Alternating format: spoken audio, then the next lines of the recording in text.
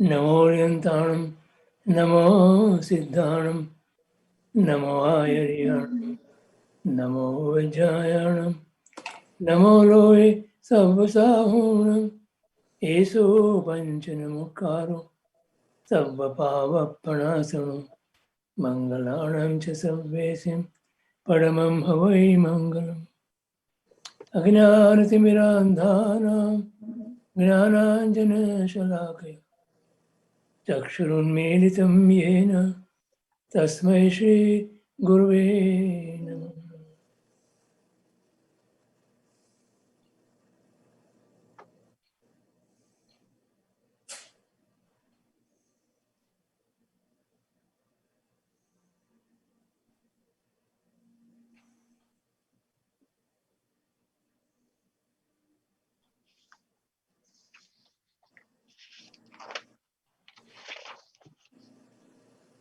जय जय प्रणाम।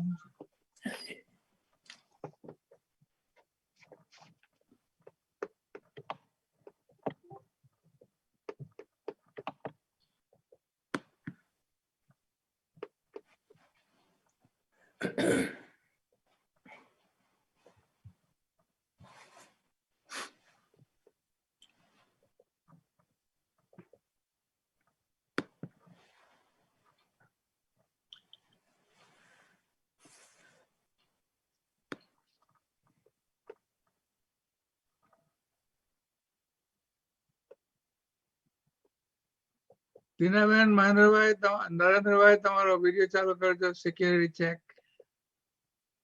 Narendrabhai pass the security. Dinaben pass the security. Mahendra Shah, please turn on your video.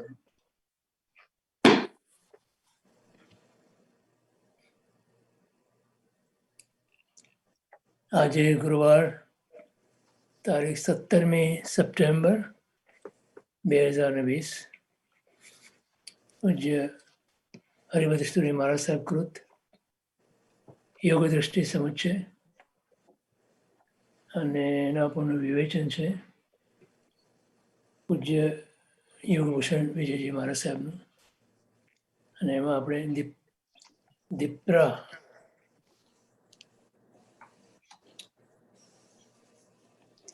દ્રષ્ટિ ચોથી દ્રષ્ટિમાં વિચારણા કરી રહ્યા છીએ. એમાં તત્વ શ્રવણ સુધી આવ્યા છીએ આપણે અને પાન નંબર છે હું ધારું છું 42. હાજી હાજી બે લાઈન થી એક મોટો પેરેગ્રાફ પૂરો કર્યો લગભગ ત્યાં આપો છે. બરોબર.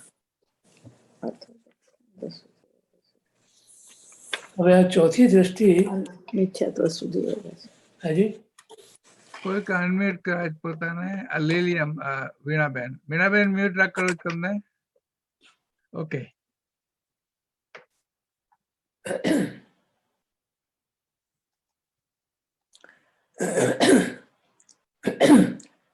ચોથી દ્રષ્ટિ ઘણી અગત્યની છે કેમ કે એ સમ્યક્ત્વની પ્રાપ્તિ પહેલાની ઇમિજિએટ પહેલાની દ્રષ્ટિ છે. એટલે આ દ્રષ્ટિમાં આવેલા જીવોના ગુણદોષોની જે વિચારણા અથવા ચર્ચા અહીંયા કરી છે એના ઉપરથી આપણને આપણા પોતાના જીવનમાં શું કરવું જોઈએ અને શું ન કરવું જોઈએ એનો બોધ પ્રાપ્ત થાય છે. એટલે આપણે જોઈશું કે આ દ્રષ્ટિની અંદર પંડિત મહારાજે વિસ્તાર કર્યો છે સમજાવવા માટે. એ બતાવે છે કે આ દ્રષ્ટિ એ જસ્ટ બિફોર સમ્યક્ત્વની પ્રાપ્તિ હોવાને કારણે એ સમ્યક્ત્વના દરવાજે ઊભી છે. ગ્રંથિ ભેદના થ્રેશોલ્ડ ઉપર ઉભેલી છે. અને અહીંયા જ જીવ જો મક્કમપણે પુરુષાર્થની અંદર લીન થાય તો ગ્રંથિભેદ કરી શકે. અને ગ્રંથિભેદ કરે ત્યારે જ એને સમ્યક્તોની પ્રાપ્તિ થઈ શકે. તો મહત્વનો ગુણ આની અંદર કીધો છે એ તત્વ શ્રવણનો. અને તત્વ શુશ્રૂષા જે આગલી દ્રષ્ટિમાં હતું, એટલે લગભગ મોટાભાગના જીવો એ તત્વ શુશ્રૂષા સુધી આવી શકે. ઇવન આ બધી દ્રષ્ટિઓમાંથી આપણને બંધક અવસ્થામાંથી પસાર થયો કે ન થયો હોય એ બીજા નંબરની વાત છે. પરંતુ સામાન્ય જેને અધ્યાત્મમાં થોડો ઘણો રસ પડ્યો હોય એ જીવ આવી તત્વ શુશ્રૂષા સુધી આવે છે. અને ત્યાં એને કંઈ બોધ પ્રાપ્ત થતો નથી, બોધનું પરિણમન નથી. સાંભળવું ગમે છે, સ્વાધ્યાયની અંદર કે કોઈ ગ્રંથની અંદર વાંચનમાં, સાંભળવામાં, વાંચનારમાં એ ગમે છે ને, એ પ્રવૃત્તિ ગમે છે. પણ પ્રવૃત્તિને કારણે આ પ્રવૃત્તિથી મારા આત્માની અંદર શું પરિણામ આવવું જોઈએ એ ત્યાં નથી. એટલે સાંભળીએ છે પણ સાંભળતો નથી. He hears everything, but he doesn't listen. ખ્યાલ? તો તત્વ શુશ્રૂષાની અંદર આ હિયરિંગ છે અને તત્વ શ્રવણની અંદર લિસનિંગ છે. તો આવું લિસનિંગ એટલે આવું સાંભળવું કે જે સાંભળી અને મારા આત્માના કલ્યાણ માટે એમાંથી બોધ શું મારે પ્રાપ્ત કરવો, ત્યાં સુધી જીવ જતો નથી. માટે એ આ કોઈ પણ દ્રષ્ટિમાંથી પસાર થઈ શકતો નથી. અને આવું અનાદિકાળથી જીવે કર્યું છે. આ તો માની લો કે પરમાત્માની વાણી ઉપર ગુરુ ભગવંતોએ જે વિવેચનો કર્યા આપણને સમજાવવા માટે એ છે. પણ સાક્ષાત પરમાત્માની વાણી સાંભળી છતાં પણ કોળા રહી ગયા છે. એ કેમ? તો શાસ્ત્રકારો તો કહે છે કે જીવ અનંતિવાર સમર્થનમાં જઈ આવ્યો તો સમર્થનમાં ગયો તો પરમાત્માની વાણી સાંભળી હશે ને. સાંભળીને શું કર્યું? તો કે શુશ્રૂષાની કક્ષાએ કદાચ એ પહોંચ્યો હશે, પરંતુ શ્રવણની કક્ષાએ એ પહોંચ્યો નહીં. માટે એ બોધનું પરિણમન એને થયું નહીં. અને બોધનું પરિણમન નથી થયું માટે એ બોધમાંથી જે એને પ્રાપ્ત કરવાનું હતું એ પ્રાપ્ત હજી સુધી થયું નહીં.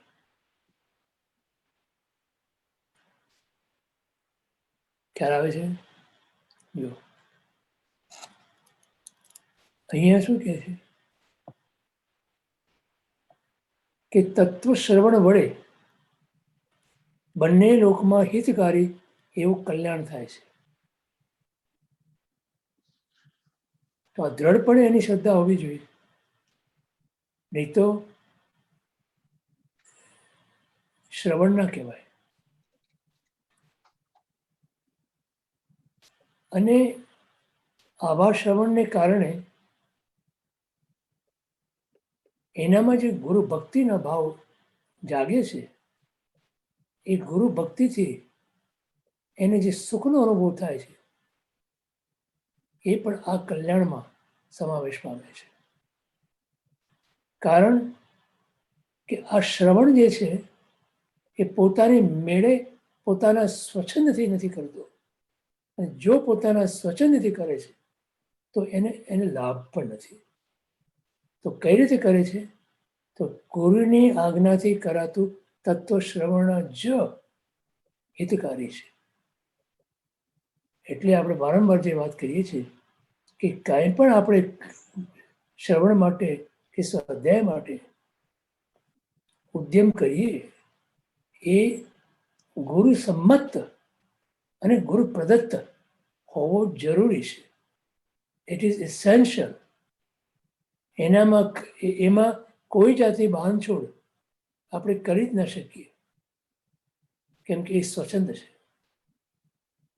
અને પહેલું મુખ્ય છે કે સ્વચ્છંદ મત આગ્રહ તજી વર્તે સદગુરુ લક્ષ્ય સમકિત તેને બાક્યું કારણ ગણી પ્રત્યક્ષ. તો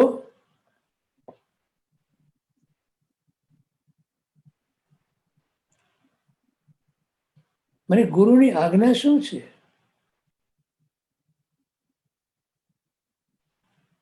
ગુરુ એમ કે આશ્રમને કે વર્ષમાંથી તારે માત્ર કાજો જ કાઢવાનો છે, તો એ પણ મારા આત્માનું કલ્યાણ કરશે, મારા આત્મામાંથી કાજો એટલે કચરો કાઢી નાખશે, એવો ખ્યાલ, એવી શ્રદ્ધા જ્યારે આવે છે અને થાય છે, ત્યારે ગુરુ વચન એને યથાર્થપણે કલ્યાણકારી બને છે. એ વગર નહીં. સમજાણું? એટલે તત્વશ્રવણમાં ગુરુ ભક્તિ કરવાની આવે જ છે. કેમ કે ગુરુ ભક્તિ વગર ગુરુના વચનો તો સ્વીકાર નથી થતો. તમે ગુરુના વચનો સ્વીકાર ક્યારે કરો? કે એ ગુરુ પ્રત્યે તમને ભક્તિભાવ હતો. મા બાપ પ્રત્યે આપણને ભક્તિભાવ હોય તો આપણે મા બાપના વચનોનો સ્વીકાર કરીએ અને એમની ઈચ્છા પ્રમાણે આપણે કરીએ.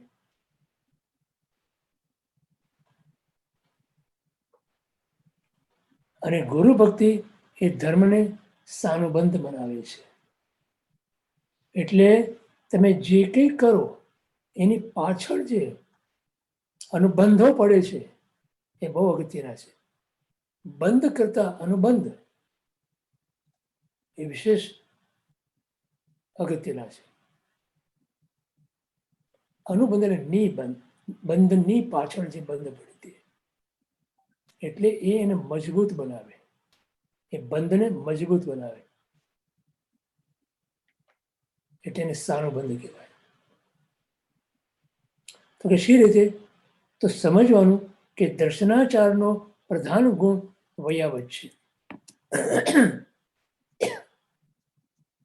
પંચાચાર છે ને, દર્શનાચાર, જ્ઞાનાચાર, ચારિત્રાચાર, તપાચાર અને વીર્યાચાર. એ પંચવિધ આચાર આપણને ગુરુ બતાવે છે. એમાં જે દર્શનાચાર્ય છે, એ દર્શનાચાર્યની અંદર ગુરુ અને પરમાત્માની ભક્તિ છે, એમના પ્રત્યેનો અહોભાવ છે, એમના પ્રત્યેનો બહુમાનપૂર્વકનો આપણું સમર્પણનો ભાવ છે. અને એ વૈયાવચ એટલે શું? માત્ર પગ દબાવે વૈયાવચ નથી. Is a part of that. પણ ગુરુના વચનોની એટલે ગુરુની આજ્ઞાનું પાલન કરવું એ વૈયાવચ છે.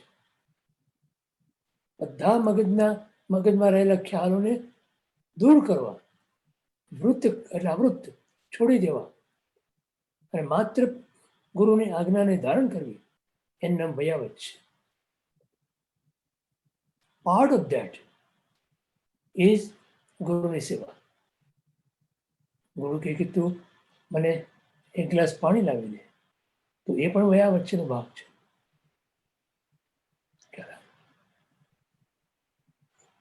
ગુરુ કહે તારે અહીંયા ચોમાસું કરવા જવાનું છે, તો એનો સ્વીકાર કરીએ આપણે, એ પણ ભયાવત છે.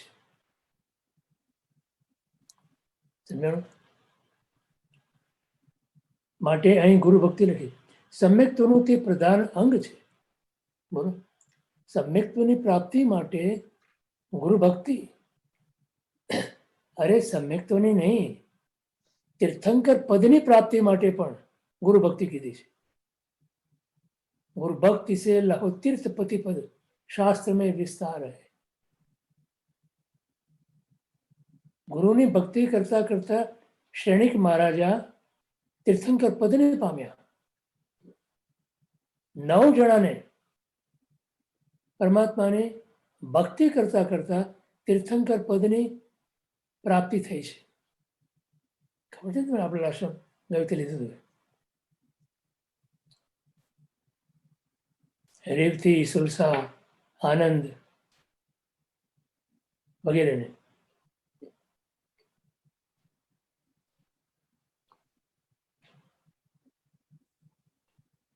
સમ્યક્ત્વનું તે પ્રધાન અંગ. ગુણાનુરાગ તેનામાં એટલું તીવ્ર હોય છે કે એ તેને ગુરુની વયાવત કર્યા વગર જંપીને બેસવા જ ન દે. ગુણના અનુરાગથી તેની મનોવૃત્તિ જેવી ઘડાઈ ગઈ છે કે સ્વાભાવિક રીતે જ તેને વૈયાવચના પરિણામ થાય છે. અને આ સ્વાભાવિક આવવું જોઈએ, કોઈ દબાણથી નહીં, કોઈ પ્રલોભનથી પણ નહીં. સહજ અને સ્વાભાવિક મનની અંદર એક ભાવ આવે કે આ મારા ગુરુ છે, મારા ઉપકારી છે, અને એમની ભક્તિથી જ હું મારું કલ્યાણ કરી શકીશ, અથવા એમની ભક્તિ જ મારું કલ્યાણ કરશે. આ ભાવ અંદર આવે. ગુણના માટે ગુરુ ભક્તિ એ વિવેક ગુણની અભિવ્યક્તિ છે. અને જ્યાં વિવેક હોય છે ત્યાં ધર્મ સાનુબંધ જ બને છે. આપણો આખો ધર્મ એક વિવેકના પાયા ઉપર ઉભો છે. સારા સારનો વિવેક, ભક્ષ્યા ભક્ષ્યનો વિવેક, પીયા પીયાનો વિવેક, આ બધા વિવેક છે. ઘણા એમ કહે ને કે આપણો જૈન ધર્મ એટલે રસોડાનો ધર્મ.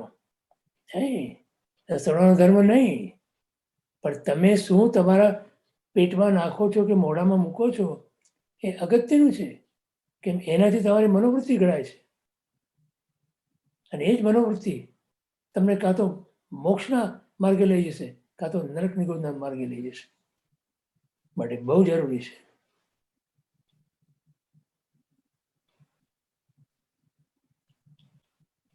માટે ગુરુ ભક્તિથી જ ધર્મ સાનુબંધ બને છે એમ જણાવ્યું.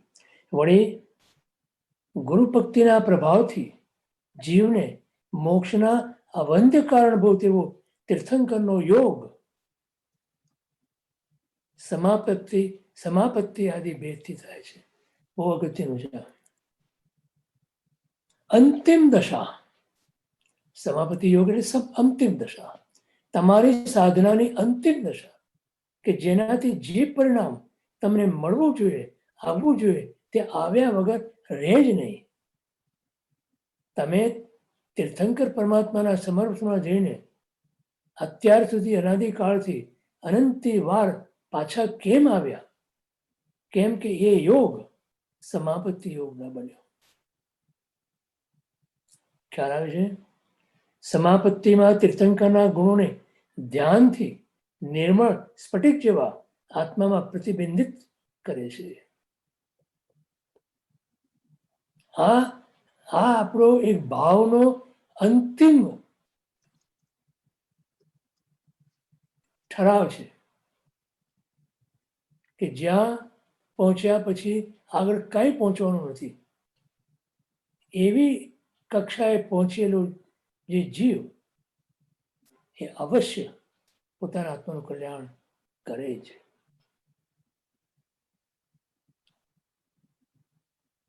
અને ગુરુ ભક્તિથી વરબોધિના કારણભૂત એવો વિવેક પ્રગટે છે. બરાબર. જો આપણને જે બોધિની પ્રાપ્તિ થાય છે ને એને બોધિ કહેવાય. ખ્યાલ આવે? સમ્યક્ત્વ એ બોધિ. અને આ બધી દ્રષ્ટિઓની અંદર અપંદર બંધક અવસ્થાથી અત્યાર ચોથી દ્રષ્ટિ સુધી બોધિ બીજ, બૌદ્ધિ પામવા માટેનું બીજ પડે. પાંચમી દ્રષ્ટિમાં બોધિ કરો, ખ્યાલ આવે? સમ્યક્ત્વ. વરબોધિ કોને કહેવાય? તો કે વરબોધિ માત્ર તીર્થંકર પરમાત્માની જે બોધ હોય, એમને જે પરિણામેલો બોધ હોય એને વરબોધિ કહેવાય.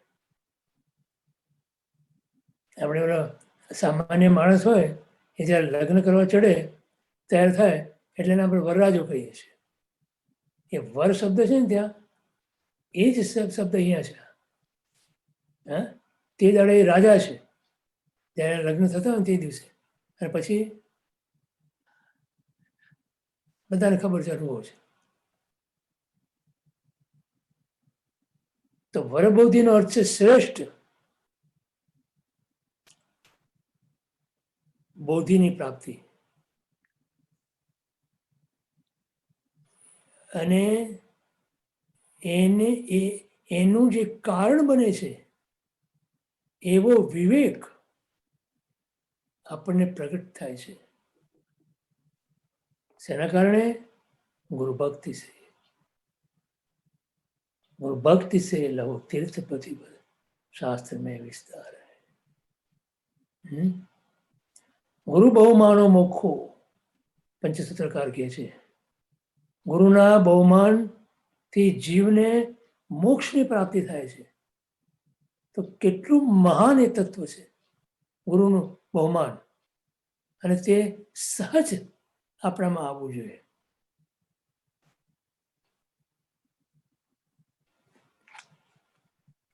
આમ પછી વિવેકપૂર્વકની ભક્તિથી એવું પુણ્ય ઉપાર્જિત થાય છે કે તીર્થંકર પદ તેને પ્રાપ્ત થાય છે.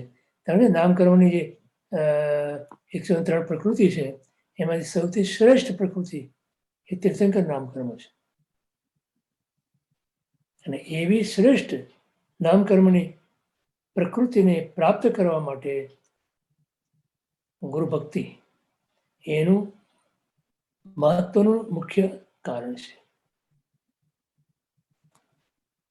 આમ ગુરુ ભક્તિ એ પરમ ગુરુ એટલે તીર્થંકરનો યોગ કરાવે છે.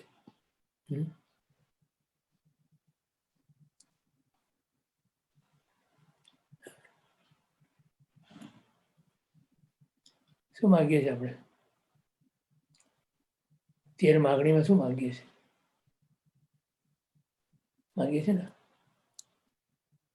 સુખ ગુરુ જોવું. અને પછી ગુરુનો યોગ મળ્યા પછી તપણે સેવણ, એમના વચનોની સેવા કરવું. આ ભમખંડ જ્યાં સુધી મારું જીવન છે ત્યાં સુધી હું ગુરુના વચનોની, વાણીની એટલે એમની આજ્ઞાની સેવા કરવું એટલે સ્વીકાર કરવો.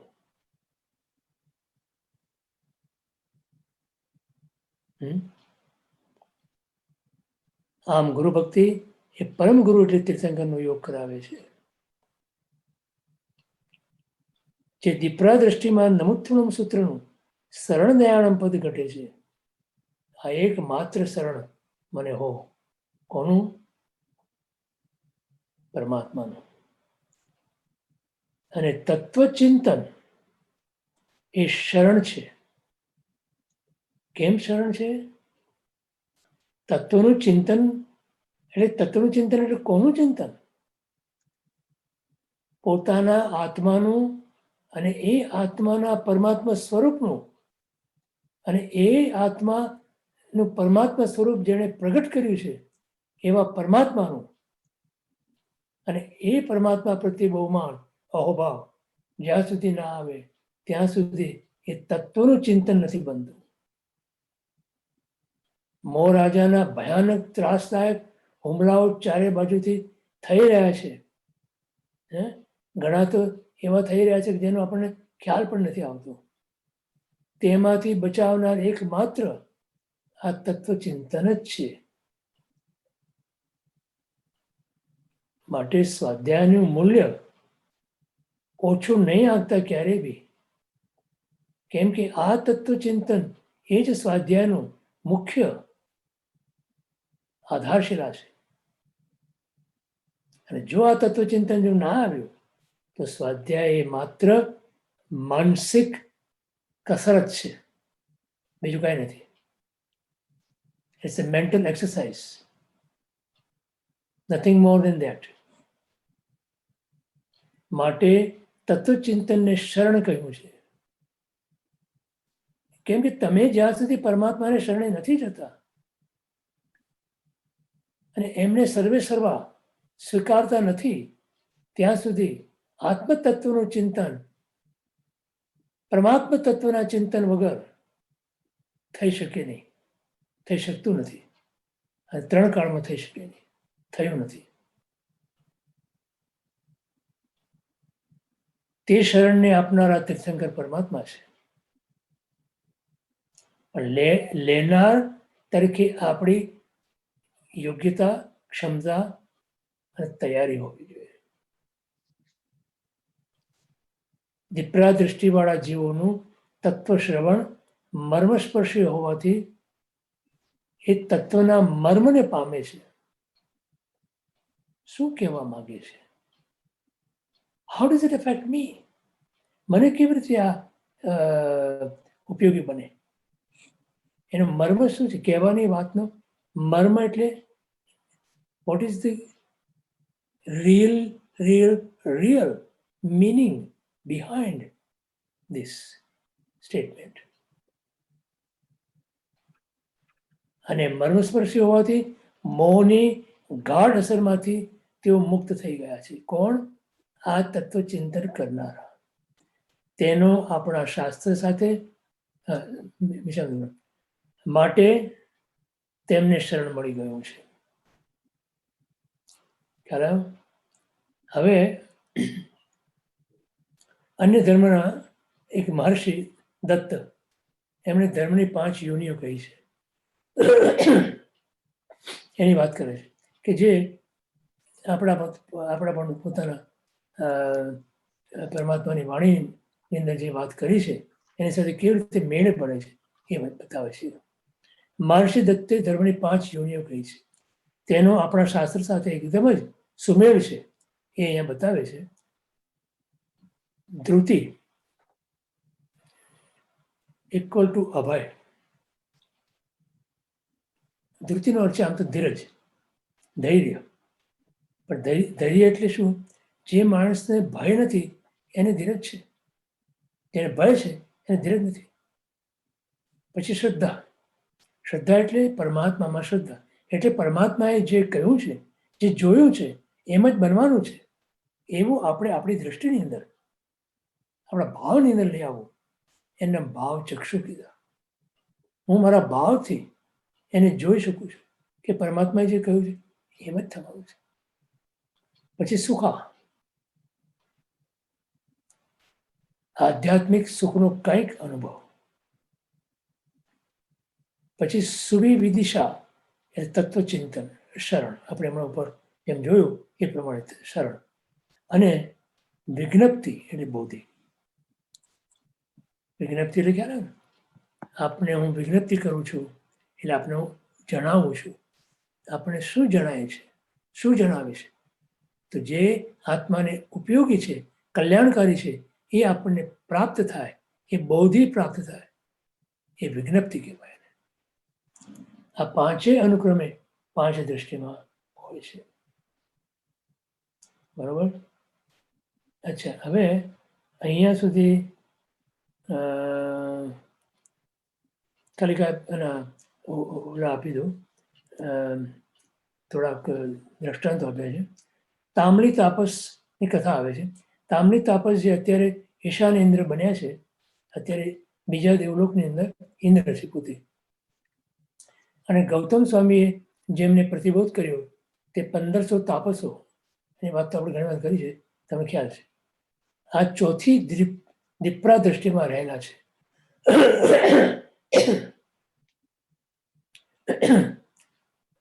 જ્યારે એમને મળ્યા ગૌતમ સ્વામી ત્યારે તેમનામાં એક માત્ર ભ્રાંતિ દોષ છોડીને સમ્યક્ત્વમાં બાધક બીજો કોઈ દોષ નથી.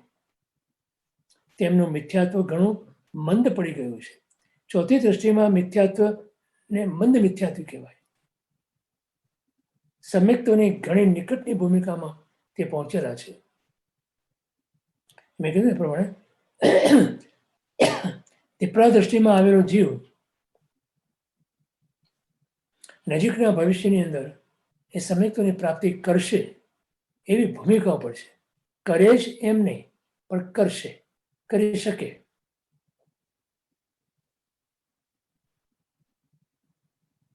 પરંતુ ભ્રાંતિના કારણે તત્વ આભાસમાં તેમને તત્વની પ્રતીતિ થાય, એટલે તત્વનો આભાસ થાય છે. તત્વ છે નહીં ત્યાં એમને તત્વ દેખાય છે, લાગે છે. આવો આભાસ થાય છે ત્યાં સુધી એ પાંચમી દ્રષ્ટિમાં સમ્યક્ત્વની પ્રાપ્તિ કરી શકતા નથી.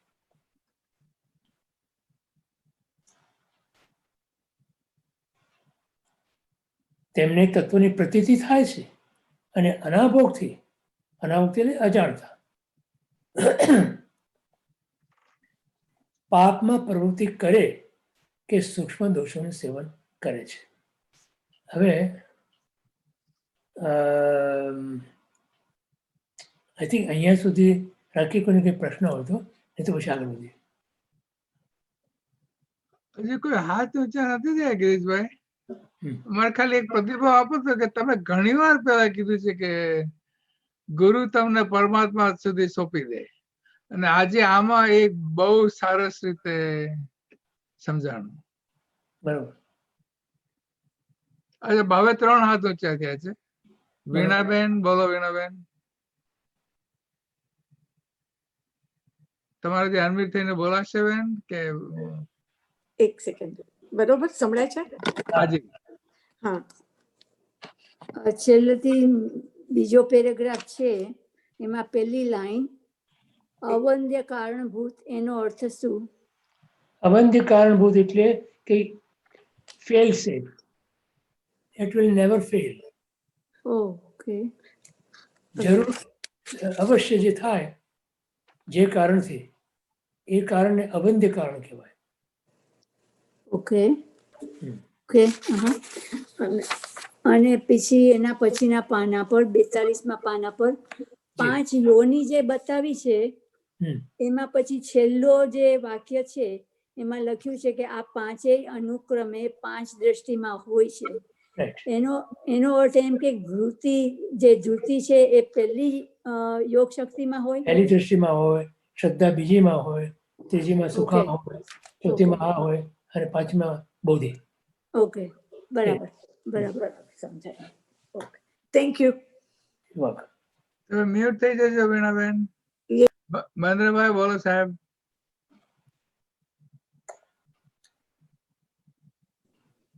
ગિરીશભાઈ પ્રણામ. આપણે જ્યાં જ્યાં બોહિલાભ કે બોધિલાભ કે બોધિ માગીએ એ સમ્યક્ત્વની જ માગણી થઈ ને? હાજી, બોધિનો અર્થ સમ્યક્ત્વ. બરાબર. Thank you. Thank you. પછી નવીનભાઈ.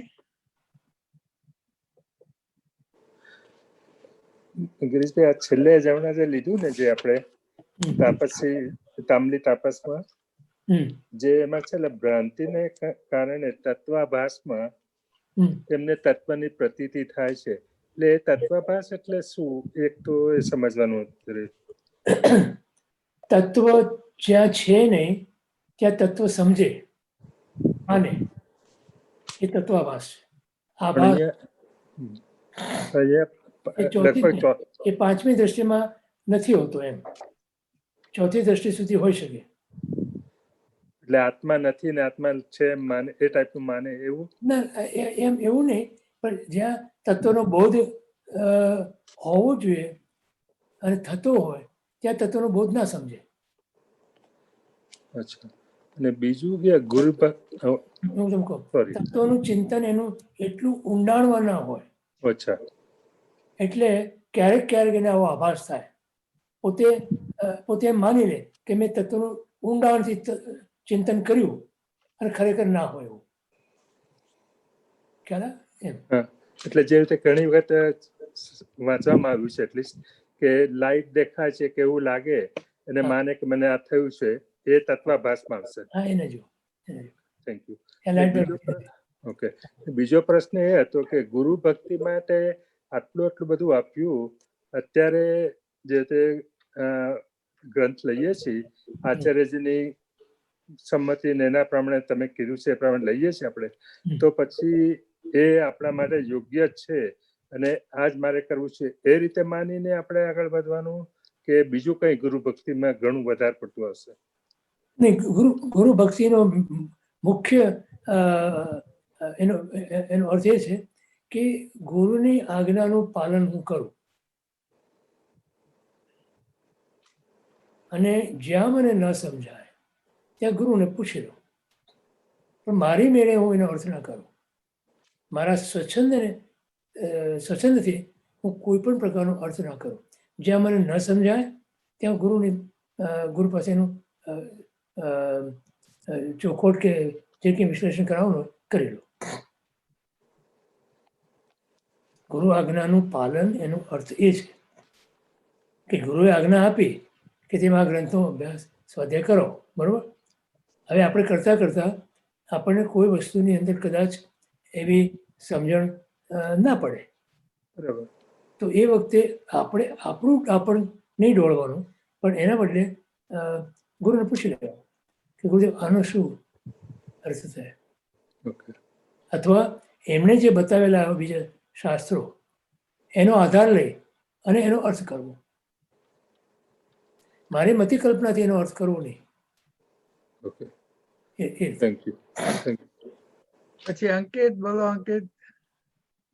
જયજીન અંકલ, એક પ્રશ્ન હતો કે ગુરુની વયાવચ અને ગુરુની આજ્ઞા પાલન એમાં કઈ ભેદ ખરો?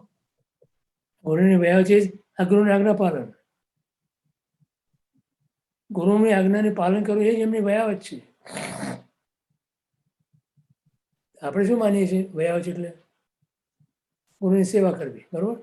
જી. અને સેવા કરવી એટલે એમણે તમે ગુરુના પગ દબાવતા હોય એને આપણે સેવા માનીએ છીએ, બરાબર? વયાવચ માનીએ. જી સામાન્ય કહું છું, સામાન્ય. એને જ્યારે જાય ત્યારે સીધા ગુરુદેવના પગ દબાવવા મંડી પડે બધા, right? જી અને મારે કે અમુક ગુરુની સેવા કરું છું. પછી એ વખતે ગુરુ કે અલા ભાઈ મને જરા તરસ લાગી છે, એક ગ્લાસ પાણી આપ મને. તો તમે કહો હમણાં નહીં, મારે તમારા પગ દબાવી દેવા પહેલાં પછી આપું, એવું? ના. તો એ આજ્ઞા પાલન એ ગુરુની વયાવત છે. જી. એટલે આમ અંકલ આજ્ઞામાં આણાય ધમ્મો ને આણાય તવો કહીએ છે તો એમાં તો બધું જ આવી ગયું આજ્ઞામાં. ને ભગવાને પોતે જ પોતાના શબ્દો છે આચરણ સૂત્રમાં. જી. આણાય ધમ્મો, ધર્મ શું છે એમ જ્યારે પૂછવામાં આવ્યું ભગવાનને ત્યારે કીધું કે આજ્ઞાનું પાલન કરો. કોની આજ્ઞાનું પાલન? પરમાત્માની આજ્ઞાનું પાલન. પરમાત્માની આજ્ઞા આપણને ક્યાંથી મળે છે? ગુરુ પાસેથી. ગુરુ પાસે. જી. માટે ગુરુની આજ્ઞાનું પાલન. ઓકે. જ્યારે પરમાત્મા વિહરમાન હોય ત્યારે પરમાત્મા પણ છે અને ગુરુ પણ છે. પણ પરમાત્માની ગેરહાજરીમાં ગુરુ પરંપરામાં જે ગુરુ છે એ એમની આજ્ઞાના ધારક છે. જી. અને ગુરુ માટેની જે વ્યાખ્યા છે એ બહુ સિમ્પલ વ્યાખ્યા છે, સરળ વ્યાખ્યા છે. સાહેબજીને પૂછ્યું હતું મેં, તો એમને કીધું તમે પંચેન્દ્રિયમાં શું બોલો છો? પંચેન્દ્રિય સૂત્ર બોલો, એમાં શું બોલો છો? સ્થાપના કરો છો ને? જી. આપણે સામાયિક લઈએ, પ્રતિક્રમણ કરીએ, કંઈ બી કરીએ જેથી તો ગુરુની સ્થાપના કરીએ કે નહીં? જી. તો સ્થાપનામાં શું કયા શબ્દો વાપરીએ છીએ? કયા વિશેષણોથી આપણે એમની સ્થાપના કરીએ છીએ? પંચેન્દ્રિય સંવરણ એટલે બરોબર. 36 ગુણ, 36 ગુણ. 36 ગુણના ધારક જી. જે છે તે ગુરુને હું એ સ્થાપના કરું છું, એ આપણા ગુરુ. તો જેનામાં 36 ગુણો છે એ ગુરુ. સીધો હિસાબ છે, બીજી લાંબી ચોડી વાત જ નથી આમાં. જી બરોબર. જી હવે એમાં ઓકે બધા આવી ગયા. તમે જુઓ 36 ગુણો ગોતી કાઢો. આચાર્યના 36 ગુણ છે ને, જી હા, હા ઉપાધ્યાયના 25 ગુણ ખરું, જી સાધુના 27 ગુણ ખરું, હમ. અને શ્રાવકના કેટલા ગુણ? માર્ગાનુસારીના 36. શ્રાવકના માર્ગાનુસાર નહીં, શ્રાવકનો એક જ ગુણ ઓકે સર્વાર્પણતાનો. એ ના હોય તો શ્રાવક નથી. ઓકે સર્વાર્પણ. હા, જી બેઠું કાંઈ? જી યા થેન્ક યુ. કિરીશભાઈ, હમ. એનાથી કહેવાનું મન થાય છે કે તન સે, મન સે, ધન સે, સબસે સબસે ગુરુદેવ કી આનસ સ્વ આત્મ આત્મ બસે, તબ કારજ સિદ્ધ બને અપનો. તો હવે બધું આમ ગાય ગાઈને કહી ગયા, ગાય ગાઈને કહી ગયા. કોને સાંભળવું છે ને કોને સમજવું છે? અમારે સમજવું છે સાહેબ, વસાવવું પણ છે. હા, બરોબર છે, બરોબર. તમારી વાત નથી કરતો. કુસુમભાઈ નો પ્રશ્ન છે સાહેબ. તમારી વાત નથી કરતો. તમે તો બધા એકદમ અ, ગુરુ આજ્ઞા આધીન છો બધા, હા યસ, મને બહુ ગમે છે. અને ગમે છે. યસ, કુસુમબેન બોલો બેન. ગિરીશભાઈ, ભ્રાંતિ દોષ એ જ પરમાં હું બુદ્ધિ? હાજી. જ્યાં હું નથી ત્યાં હું, એટલું એટલું જ્યાં હા, મારું નથી ત્યાં આચાર્ય. મારું માનવું, બરાબર. જ્યાં હું નથી ત્યાં હું માનવું, મારું નથી ત્યાં મારું માનવું, એ ભ્રાંતિ મોટા મોટી અને મોટા મોટો દોષ. બરાબર. 4 દ્રષ્ટિ સુધી Yes. આવેલાને સમ્યક્તાની પ્રાપ્તિ જો ન કરાવતું હોય કોઈ એક દોષ તો આ ભ્રાંતિ દોષ. ઓકે. પણ એ તો સમ્યક્ત્વ મળે ત્યાં સુધી રહેવાનો જ છે. ને એવું નહીં, એ જાય તો સમ્યક્તા આવે, નહીં? એમને જ વિચારવાનું. હા, એટલે એ જાય તો રાઈટ. હા, રાઈટ. પોઝિટિવ લેવાનું.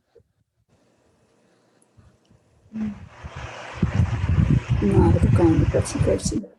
મીરાબાઈ પાસે, oh sorry, keep going. સમ્યક્તા આવે તો એ દોષ જાય, એમ નહીં, એ દોષ જાય તો સમ્યક્તા આવે. શું ખ્યાલ આવે?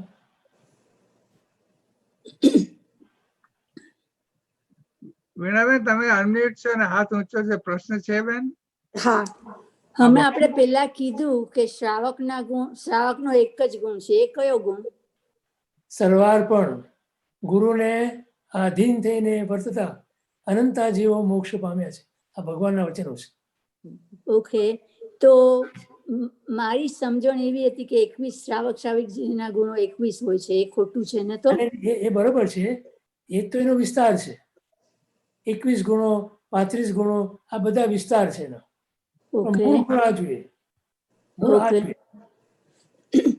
તો થેન્ક યુ. પણ આ બધી મારામાં જરા અજ્ઞાનતા છે આ બધા વિશે, તો એ Okay. ક્યાંથી મને જો મળે? શું? આ હમણાં તમે કીધા ને શ્રાવકજીના એક ગુણ હોય ને પછી 21 હોય પછી 35 હોય, એ બધું ક્યાં આગળ હોતી મને મળે? એ તો કોઈ બી આપણી જૈન શબ્દકોશ કે જૈન પારિભાષિક શબ્દોનો અર્થ કર્યા હોય ને જ્યાં, એમાં એમાં બધા મળે. માર્ગાનુસારીના 35 ગુણો મળે, 21 ગુણો મળે, આ બધું મળી જાય છે. એમાં બધું મળે. Okay okay, thank you. હવે પ્રશ્ન પતી ગયા ગિરીશભાઈ? બરાબર. જય જીને, મને સવાલ છે, પૂછું જરા સવાલ? બોલ્યું જરા આખું હા, જય જીનેન્દ્ર ગિરીશભાઈ. બોલો. આ જે ભ્રાંતિનો જે છે, હા, it's a big deal kind of. બધું ભ્રાંતિ જ છે. હા, તો ડિટેલમાં થોડું વધારે વધારે સમજાવો તો દેટ વિલ બી હા, આંખ ખુલશે જરાક. હવે આવશે એ ભ્રાંતિનું વિશેષમાં. ઓકે ઓકે અને પાંચમી દ્રષ્ટિ આવશે ત્યારે એ દોષ જાય છે એ વખતે પણ વધારે વિશેષ ડિટેલમાં આવશે. અત્યારે એટલું સમજો, ભ્રાંતિ એટલે જ્યાં હું નથી ત્યાં હું સમજવું, જ્યાં મારું નથી ત્યાં મારું સમજવું, જ્યાં તમે કંઈક કરી શકતા નથી ત્યાં તમે કરો છો માનું, જ્યાં તમે ભોગવી શકતા નથી ત્યાં ભોગવું છો માનું, જ્યાં જાણી શકતા નથી ત્યાં જાણવું માનવું. આ બધા ભ્રાંતિ દોષ છે. ઓકે જે કર્તૃત્વ બુદ્ધિ, ભોક્તૃત્વ બુદ્ધિ, અહમત્વ, મમત્વ અને જ્ઞાતૃત્વ, આ પાંચ જે છે ને એ ભ્રાંતિ મોટી. ઓકે ખરું? ઓકે સમજાણું? યસ અહમત્વ, મમત્વ, કર્તૃત્વ, ભોક્તૃત્વ અને જ્ઞાતૃત્વ, આ પાંચ મોટા મોટા ભ્રાંતિના દોષો. આ પહેલો દોષ સૌથી વિશેષ, એના થકી બીજા ચાર દોષો. બેઠું? ગિરીશભાઈ, હાજી. આના અનુસંધાનમાં આગળ આવેલું ક્યાંક કે આ દ્રષ્ટિમાં સ્થૂળ દોષો પકડાઈ ગયા છે બધા, પણ સૂક્ષ્મ દોષો હજી એટલો વિવેક નથી. આ સૂક્ષ્મ વિવેક ગુરુગમથી આવે. સૂક્ષ્મ દોષો ગુરુગમથી પકડાય. ઓકે, એટલે અહીંયા હજી એની થોડી ખામી છે આ બહુ મોટી ખામી આ છે. દ્રષ્ટિમાં. બહુ ઓકે, મોટી ખામી છે. પ્રશ્નો પતી ગયા હવે. હા, તો હવે આગળ. તો આ પહેલી ચાર દ્રષ્ટિ એ પ્રથમ મિથ્યાત્વ ગુણસ્થાનકનો વિકાસ છે. પહેલી દ્રષ્ટિથી માંડી અપંદર બંધક અવસ્થાથી માંડી અને પછી પહેલી, બીજી, ત્રીજી, ચોથી, આ એક પહેલું જ ગુણસ્થાનક છે આમાં ઠેઠ સુધી, પણ એનો વિકાસ છે. ધીમે ધીમે એની શુદ્ધિ થતી જાય છે. મિથ્યાત્વી જીવનો સર્વોત્કૃષ્ટ વિકાસ ચોથી દીપરા દ્રષ્ટિમાં જોવા મળે છે. હજી છે મિથ્યા દ્રષ્ટિ, પણ વિકાસની છેલ્લી કક્ષાએ પહોંચેલો છે. હવે એને સમ્યક્ત્વની પ્રાપ્તિ નજીકમાં થવાની છે. આ ચાર દ્રષ્ટિમાં રહેલા મિથ્યા દ્રષ્ટિ જીવો તે સહયોગી મિથ્યા દ્રષ્ટિ જીવો કહેવાય છે, કે જેને યોગની પ્રાપ્તિ થઈ છે. ખ્યાલ આવે? અપંદર બંધક અવસ્થાની અંદર હરિભદ્ર સ્વામી મહારાજ સાહેબ યોગની પ્રથમ ભૂમિકા ગણે છે. ખ્યાલ આવે ને?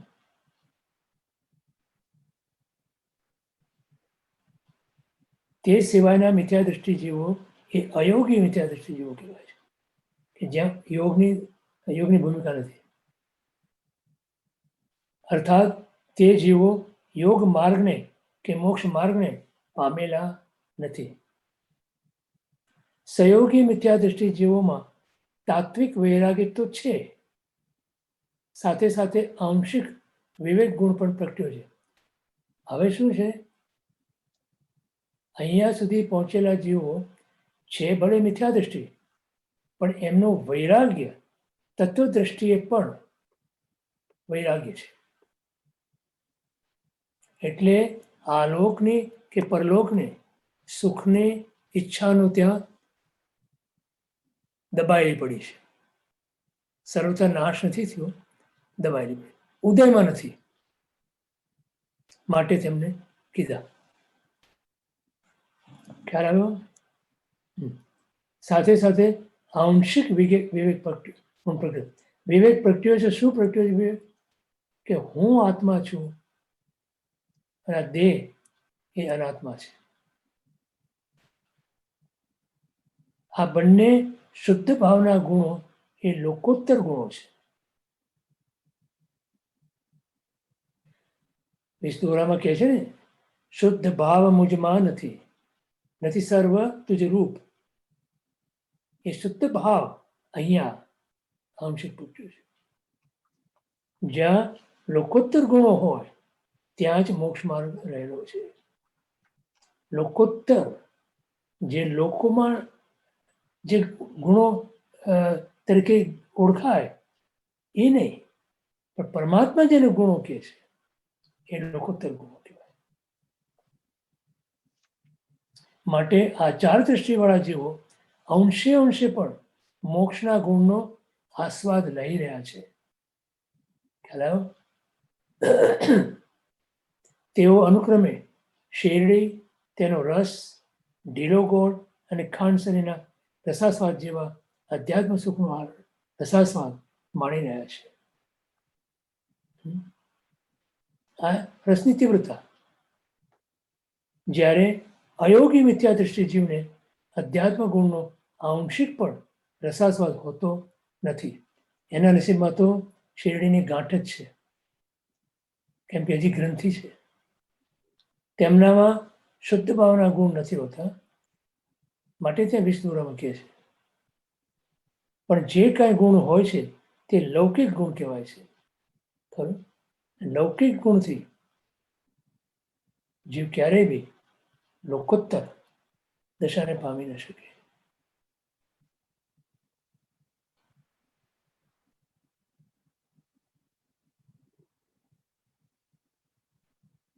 પણ લોકોત્તર ગુણ કહેવામાં આવતા નથી. આ પહેલી 4 દ્રષ્ટિનો વિકાસ પ્રથમ મિથ્યાત્વ ગુણસ્થાનકનો જ વિકાસ છે. This is the progress. છે મિથ્યાત્વ ગુણસ્થાનક, પહેલું ગુણસ્થાનક, પણ ધીમે ધીમે મંદ મંદ મંદતર મંદતમ થતું જાય છે. એટલે એની અસર આત્માની અંદર ઘટતી જાય છે. એટલે હદે ઘટતી જાય છે કે એને હવે જે અનાદિની ગાંઠ છે મિથ્યાત્વની, એ ગાંઠને તોડવા માટે એ સક્ષમ બને છે. આ 4 દ્રષ્ટિ એ પ્રતિપાત યુક્ત છે. પ્રતિપાત યુક્ત એટલે શું? કે ગમે ત્યારે એ જીવ એમાંથી પડી જઈ શકે, એટલે પહોંચ્યા પછી પણ. એટલે એમાં આવ્યા પછી કંઈ રાજી થવાની જરૂર નથી, આગળ વધવાની જરૂર છે. અર્થાત આ દ્રષ્ટિમાં રહેલો જીવ પોતાનું અધ્યાત્મ માર્ગમાંથી પતન થાય, અધ્યાત્મ માર્ગમાં વિઘ્ન ઊભા થાય એવું કર્મ બાંધી શકે છે. અને બાંધીએ જેવો નિયમ નહીં. તેનું કારણ એ છે કે આ 4 દ્રષ્ટિમાં વિવેકની સાથે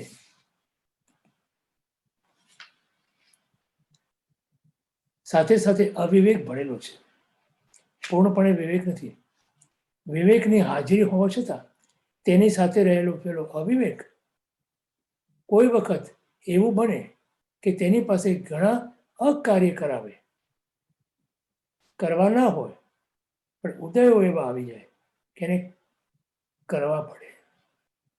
અને એવું પાપ બંધાવે કે જે પાપ ઉદયમાં આવે ત્યારે તેને અધ્યાત્મમાં વિઘ્ન કરનાર બને. ખ્યાલ? એટલે તેને વિષ મિશ્રિત અમૃત ભોજનની ઉપમા આપવામાં આવે છે. અમૃતનું ભોજન છે, પણ એમાં થોડી 2 ટીપા ઝેર ભળ્યું છે, તો શું કરે જીવ? મારે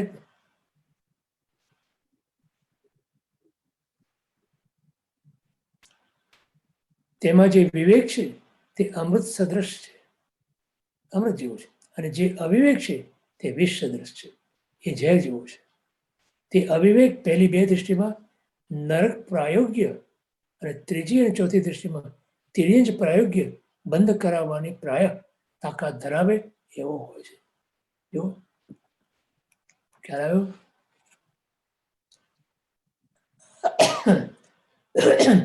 પહેલી 2 દ્રષ્ટિની અંદર એ વિવેક જો ઉદયમાં આવ્યો અને જીવ જાગૃત ન રહ્યો તો ત્યાં નર્ક પ્રાયોગ્ય એવા કર્મ બાંધી અને નરકમાં જઈ શકે. અને ત્રીજી ચોથી દ્રષ્ટિની અંદર એ તિર્યંચ પ્રાયોગ્ય કર્મ બાંધી શકે અને બાંધી અને તિર્યંચ ગતિમાં જઈ શકે. જાય જ એવું નહીં, નરકમાં જાય જ એવું નહીં, તિર્યંચ ગતિમાં જાય જ એવું નહીં, પણ એવા કર્મ, એ ગતિના કર્મ એવા બાંધી શકે એવી એની ત્યાં ક્ષમતા હોય, અથવા તેવી ત્યાં ભૂમિકા હોય. ખ્યાલ?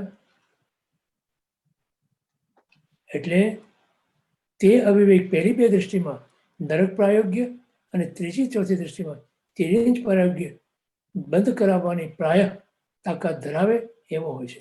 એટલે આ ચાર દ્રષ્ટિને સાપાય કહી છે. સાપાય એટલે સ અપાય, અપાય એટલે પાપ, સ એટલે સાથે, પાપ પાડી છે. આમાં પાપ ની મુખ્યતા હોય આ ચાર દ્રષ્ટિમાં. એટલે એના ઉપર એને જાગૃતિ ઘણી ઘણી ઘણી રાખવી પડે. આ ચાર દ્રષ્ટિની અંદર આવેલા જીવોએ અત્યંત જાગૃત રહેવું પડે. એ તો એને આવા કર્મ બાંધી અને એવી ગતિમાં જવું પડે.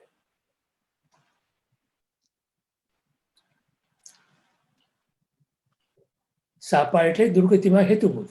આનો અર્થ એમ નહીં સમજવાનો કે આ દ્રષ્ટિવાળા જીવોનો પ્રતિપાદ થાય જ છે, એટલે કે આમાં પડે જવા જેવો એવું નહીં, પણ પડી શકે એવી શક્યતા, અથવા તો તે દુર્ગતિમાં જ જાય એવું પણ નહીં, પણ દુર્ગતિમાં જઈ શકે જો ધ્યાન ના રહ્યું, જો જાગૃતિ ના રહી, જો સમજણ ના કેળવાય, જો સમજણના ઘરમાં ના રહ્યો તો આ થઈ શકે.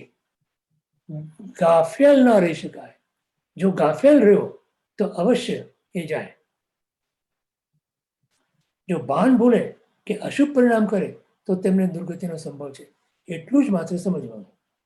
એટલે ટૂંકમાં ભાન નહીં ભૂલવાનું, બેભાન નહીં થવાનું, બેભાનપણે સંસારમાં નહીં રહેવાનું, અને અશુભ પરિણામ ઉપર એટલી બધી ચાંપતી નજર રાખવાની. મારા પરિણામ, મારા મનના પરિણામ ક્યારેય પણ અશુભ ના થવા જોઈએ એવી જાગૃતિપૂર્વક જીવન જીવે તો જ બચી શકે. બાકી આ દ્રષ્ટિવાળા જીવો કેટલાક તો સડસડાટ મોક્ષ માર્ગમાં આગળ વધી જાય છે. તો there is also a chance. આ બી એક આપણી પાસે વિધેયાત્મક સ્વરૂપ છે એનું. આ પુનર્બંધક અવસ્થા પામ્યા પછી જીવનો સંસાર એક પૂતગલ પરાવર્તથી વધારે નથી હોતો. પણ એક પૂતગલ પરાવર્ત એટલે અનંતા કાળચક્રો છે. તેમાં પણ જીન શાસનને પામેલાને તો માત્ર અર્ધપૂતગલ પરાવર્ત સંસાર હોય છે. જીન શાસનને પામેલો જીવ કોને કહેવાય? એને વ્યવહાર સમ્યક દ્રષ્ટિ જીવ કીધો. જીન શાસનને પામેલો જીવ એટલે કોણ? જેને સતદેવ, સદગુરુ અને સદધર્મની અંદર પૂરેપૂરી પાક્કી શ્રદ્ધા છે, અવિહળ શ્રદ્ધા છે, એવા જીવોનો સંસાર અર્ધપૂતગલ પરાવર્તથી વધારે ના હોય. ખ્યાલ આવે? હવે એ બી અનંત કાળ છે પાછો, એટલે બહુ ફૂલાઈ જવાની જરૂર નથી. તે પણ દેવગુરુની ઘોર અસાધના કરનારને એટલો સંસાર હોય. બાકી તો 5-25 ભાવમાં જીવનું મોક્ષ થઈ જાય છે. દેવગુરુની તમને ખબર છે ને, ગૌશાળાએ પરમાત્માની આસાધના કરી ખરું, સમ્યક્તોને પામ્યો. સમ્યક્તોને પામ્યો હોય તો અર્ધપૂતગલ પરાવર્તન નથી, એનો સંસાર વધારે ના હોય. પણ અર્ધપૂતગલ પરાવર્તન એટલે અનંતો સંસાર થઈ ગયો. બરોબર? તો હવે અનંત સંસાર ભોગવીને પછી જશે મોક્ષે. કેમ? તીર્થંકરની અસાધના કરી છે. એમ ક્યારેય પણ મનમાં એક વિકલ્પ નહીં આવવો જોઈએ દેવગુરુ અને ધર્મની અસાધનાનો. ક્યારેય પણ ન સમજાય તો સ્વીકાર કરો. શું કહે છે? વિતરાગનો કહેલો પરમ શાંત રસમય ધર્મ પૂર્ણ સત્ય છે. જીવના અનધિકારીપણાને લીધે અથવા સત્પુરુષના યોગ વિના સમજાતું નથી, તો પણ તેના જેવું સંસાર રોગ મટાડવાને બીજું કોઈ પૂર્ણ હિતકારી ઔષધ નથી એવું વારંવાર વિચારો. ખ્યાલ આવે? ક્યારેય પણ મને નથી સમજાતું પણ આ ખોટું છે એ ક્યારેય નહીં કહેવું. પરમાત્મા તો 2,500 વર્ષ પહેલા થઈ ગયા ને કહી ગયા. એમને ક્યાં ખબર હોય આજની પરિસ્થિતિ શું હોય? આપણી આજની પરિસ્થિતિમાં આપણે શું કરવાનું એ આપણને ખબર હોય ને, પરમાત્માને થોડી ખબર હોય. તો પરમાત્માને તમે ત્રિકાળની કહો છો, એ ત્રિકાળની અંદર, 3 કાળની અંદર આ કાળ આવે કે ના આવે? તો આ કાળનું જ્ઞાન હતું કે નહીં અમને? એમ વિચારવાનું. જો પાછળની 4 દ્રષ્ટિમાં આવો પ્રતિપાદ કે અપાય હોતો નથી. 5મી દ્રષ્ટિથી ઉપરની દ્રષ્ટિમાં સંપૂર્ણ વિવેક હોય છે. સમ્યક્ત્વ પામ્યા પછી અવિવેક અંશ માત્ર હોતો નથી. તેથી આ દ્રષ્ટિવાળા જેવો ગમે તેવા અશુભ પરિણામ કરે તો પણ નરક કે તિરંગતિમાં લઈ જવાને એ અશુભ પરિણામમાં તાકાત હોતી નથી. 12 વર્ષ યુદ્ધ કર્યા ભરત ચક્રવર્તીને બાહુબલીએ, પણ તોય મોક્ષે ગયા. તેમજ અધ્યાત્મ માર્ગમાંથી પતન કરાવવાની પણ તેમનામાં તાકાત નથી હોતી. હાર વિચારો, ખ્યાલ આવે?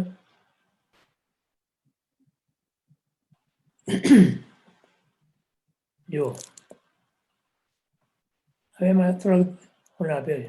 આર્દ્રકુમારનો જીવ, જેણે પૂર્વના ખેડૂતના ભાવમાં પોતાની પત્ની સાધ્વીને જોઈને રાગ દશા ઉદ્દીપ્ત થવાથી અશુભ પરિણામ કર્યા, તેના પરિણામે સંયમ ન છોડ્યું છે હોવા છતાં, સંયમ ન છોડ્યો હોવા છતાં તેને એવું પાપ બંધાયું કે અનારી દેશમાં જન્મ થયો. પણ આ સંસ્કાર જે હતા એને કારણે અભયકુમાર જેવા મિત્ર મળ્યા અને એને અનારી દેશમાંથી પરમાત્માના શરણે લાવી દીધા.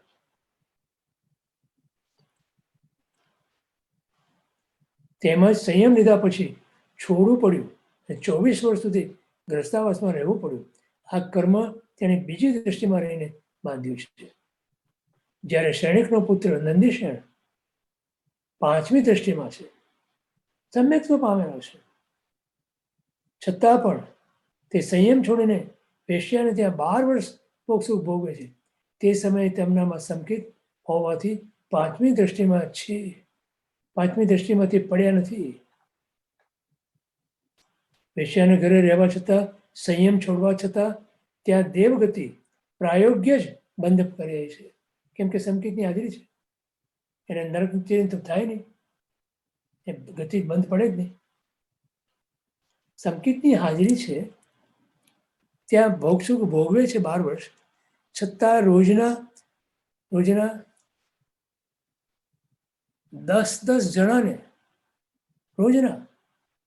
જણાને વૈરાગ્યના બોધ આપી અને માર્ગે ચડાવે છે. બોલો, એ કેટલું એનામાં પોતાનામાં તેજ હશે, પોતાનો પ્રભાવ કેટલો હશે કે આજુબાજુનું વાતાવરણ કંઈ પણ છે અને ત્યાં આવવાવાળા કેવા હોય, એવા બધાના પરિણામોને બદલાવી અને સંયમના માર્ગે ચડાવે છે 12 વર્ષ સુધી. કેટલો પ્રભાવ, કેટલું તેજ હશે.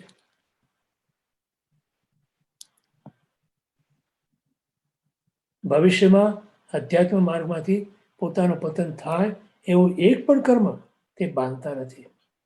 કોનો પ્રભાવ છે આ? સમ્યક. આમ 5મીથી ઉપરની દ્રષ્ટિવાળા જીવો ગમે તેટલા અશુભ પરિણામો કરે તો પણ તેમનું પતન કે દુર્ગતિ થતા નથી. આપણે ભરત ચક્રવર્તી અને બાહુબલીના દ્રષ્ટાંતથી સમજીએ છીએ. આપણા 60,000 વર્ષ સુધી યુદ્ધ કર્યા છે અને બાહુબલી અને ભરત બંને 12 વર્ષ સુધી યુદ્ધ કર્યું, તો પણ તે જ ભાવમાં મોક્ષે ગયા.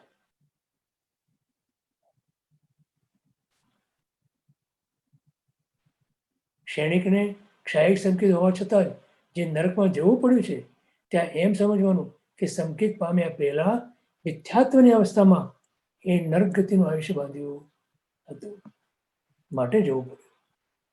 ત્યાં પછી સંકેત એને રોકી ના શકે. સંકેત આવ્યા પછી સંકેત જ્યાં સુધી વમે નહીં ત્યાં સુધી સંકેતના પ્રભાવમાં એ દુર્ગતિમાં ન જાય. માટે મિથ્યાત્વ જ તેને દુર્ગતિમાં લઈ જનાર બન્યું છે. મિથ્યાત્વ જેવું મોટું કોઈ પાપ નથી. અવૃત્તિ એ પાપ છે, પણ મિથ્યાત્વ એ મહાપાપ છે. મૂળમાં આપણે મિથ્યાત્વથી બચવાનું છે, મિથ્યાત્વને કાઢવાનું છે. એ માટે આ 4 દ્રષ્ટિને સમજી અને એમાં જે બોધ છે એ આપણે પ્રાપ્ત કરવાનો છે. બરાબર? અનાદિકાળથી જીવને સંસારમાં રખડાવનાર આ મિથ્યાત્વ જ છે, મિથ્યાત્વ જ છે. આ મિથ્યાત્વ મહાભયાનક, અતિ દુઃખદાયક છે. જાગો, જાગો, જાગો. જીવમાં એવી વિપરીત બુદ્ધિ પેદા કરે છે કે જેના કારણે અતિ તુચ્છ અને અસાર એવા પૌદ્ગલિક સુખોમાં તેને ગાઢ આસક્તિ પ્રગટે છે.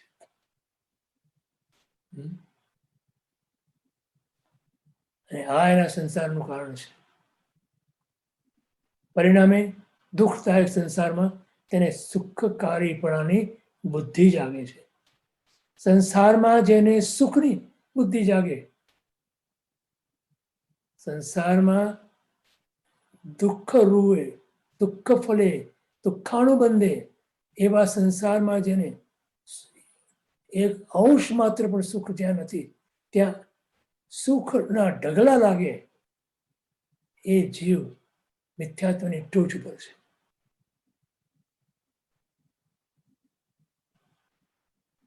આવા જીવને ભવાભિનંદી કહેવામાં આવે છે.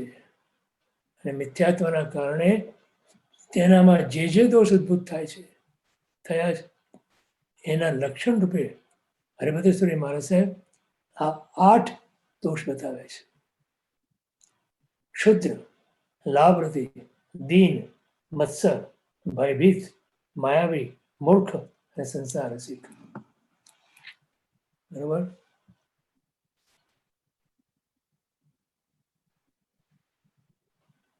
ખ્યાલ આવ્યો?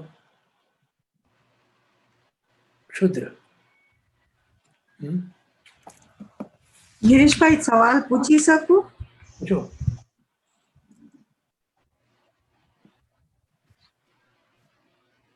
પૂછો.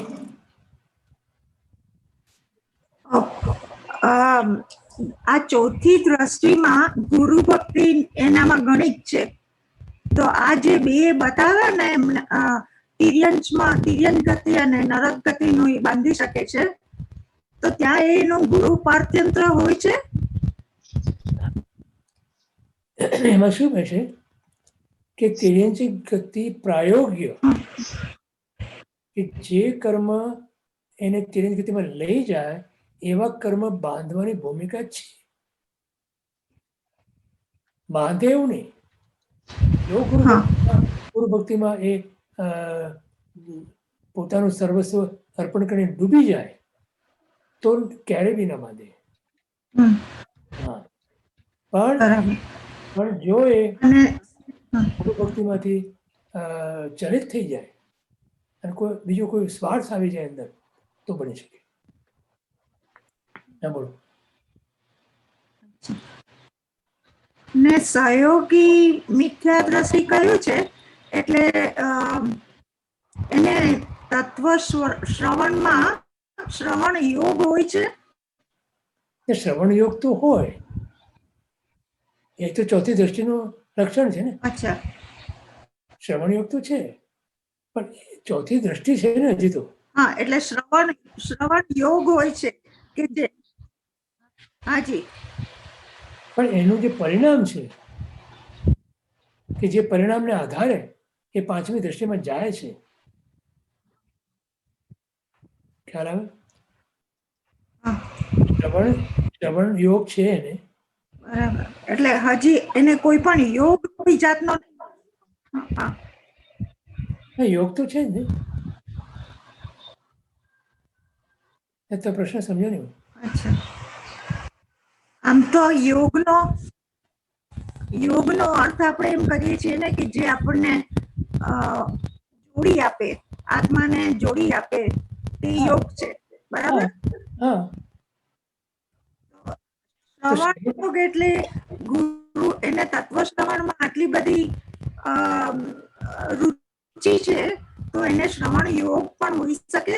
ગુરુના શ્રવણનો બોધ હા હોઈ શકે ને. એને જે મળે છે તેની સાથે એનો હા એને અત્યારે માની લ્યો કે શ્રવણ મળે છે એને, એ શ્રવણનો યોગ થયો એટલે શું? શ્રવણનો યોગ થયો એટલે શું? કે એ શ્રવણ એને પરિણામ પામે છે. યોગનો અર્થ આ છે કે પરિણમન નથી ત્યાં યોગ નથી. રાઈટ. જો હું તમને કહું, સિમ્પલ એક્ઝામ્પલ, તમારું એર કન્ડિશન ચાલતું હોય ખરું, હા, અને એ એર કન્ડિશનથી તમને ઠંડી નો અનુભવ થવો જોઈએ ને, ખરું? યસ. તો ઠંડીનો અનુભવ ન થાય અને તમારું એર કન્ડિશન ચાલુ છે, તો એ યોગ ન કહેવાય. એમ શ્રવણ તમે કર્યા કરો છો, પણ એનું જે પરિણામ આવવું જોઈએ તમને એ નથી મળતું, તો એ યોગ ના કહેવાય, માત્ર શ્રવણ કહેવાય. બરાબર. હા, બરાબર. હા, રાઈટ. પરિણામ હોય ત્યાં તો એને આ દ્રષ્ટિમાં યોગ હોય છે ખરો? હા, આ દૃષ્ટિમાં યોગ હોય, અને એ યોગને કારણે તો ટક્યો છે ત્યાં. શ્રવણ યોગ છે ને, એ તો એને ત્યાં ટકાવે, બરાબર. એને ટકાવે છે. હવે એ જો યોગ ચાલ્યો ગયો, યોગથી વિમુખ થઈ ગયો, તો પછી એને એના વગર જે દૂષણો આવે, અશુભ કર્મનો ઉદય આવે, એમાં ભળી જાય અને બધું પડી બી જાય. કારણ કે પ્રતિપાતી છે, બધા ચારે દ્રષ્ટિ પ્રતિપાતી છે, પડી જાય, ચોક્કસ પડી જાય. અરે ક્ષાક્ષમ સમિતમાંથી પડી જાય છે, તો ક્ષયક્ષમિક સમ્યક્તમાંથી પણ જીવ પડી શકે, તો આ દ્રષ્ટિમાંથી પડે જ નહીં, પડી શકે. યસ. ખ્યાલ આવે? બરાબર. કિરીશભાઈ, મિથ્યાત્વને સિમ્પલ ડિફાઇન કરવું તો કેવી રીતે કરી શકાય? મિથ્યાત્વની સિમ્પલ વ્યાખ્યા એ કે તમે જે તત્વ છે એને તત્વ તરીકે માનતા નથી, આત્માને આત્મા તરીકે માનતા નથી. એટલે હું આત્મા છું એમ કહેવું એ જુદી વસ્તુ છે, અને માનવું એ જુદી વસ્તુ છે. માન્યતામાં શું છે તમારે? આત્મામાં સુખ છે કે સંસારમાં સુખ છે? શું માન્યતા છે તમારી?